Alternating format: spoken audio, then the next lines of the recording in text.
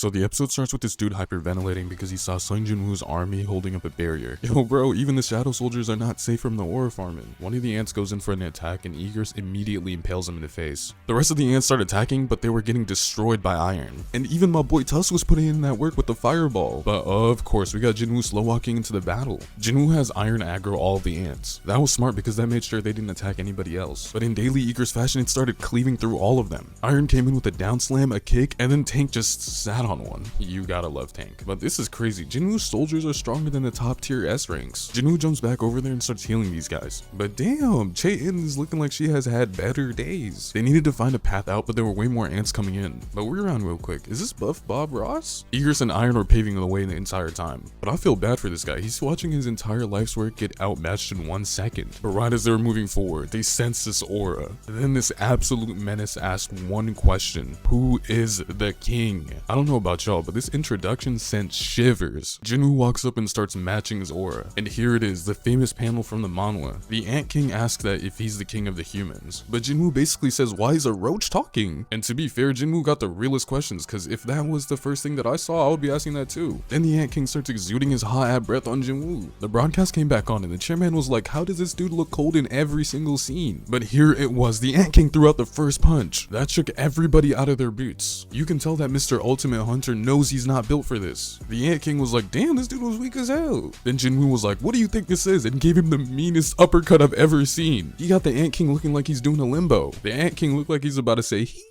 But that wasn't it. He gets back up. Jinwoo gut punches him and then he gets clocked in the face. Then they started exchanging blows while this random dude was narrating it. Like, what is this stance? Jinwoo was definitely watching Hajime no Ippo growing up. Then he gets him with another punch in the gut, but that one sent him to the Shadow Realm. But the Ant King wasn't done. He lunged at him and clashed him with his punch. Then the Ant King gets clocked in the face again. This is definitely his biggest enemy yet, and he's already clocking the hell out of him. But this part was wild. Oh hell nah, he stuck out his long ass tongue and cut him. Yo, am I just stupid? Cause I did not know ants had long ass tongues. But Jinwoo got on his knees after getting poisoned. The Ant King was feeling like him. He was slow walking towards him. He was like GG easy and went in for the punch. But Jinwoo grabbed his arm and punched him so hard it broke his entire shell. Well, not the whole thing, but it cracked it. This part was crazy. The Ant King was like, alright bro, I gotta lock in. It started having an entire transformation. Like, look at how many impact frames were just on the transformation. You know a fight's about to go crazy if there's opera music playing in the background. Jinwoo pulls out his daggers and teleports to him and he gets immediately clocked by him. And look at Jinwoo's face, he was like, damn, hold on, you was not moving like this earlier. And these guys are moving so fast that I cannot commentate on this. Y'all just have to see it for yourselves. They flip each other over and he launches Jinwoo. They started swinging at each other like there was no tomorrow, but Jinwoo was getting pushed back. Throughout this entire show, I've barely seen this dude struggle, so low-key I'm on the Ant King's side. But out of nowhere, the Ant King summons these ice spikes. He starts launching them and Jinwoo's running on the wall to try and dodge them.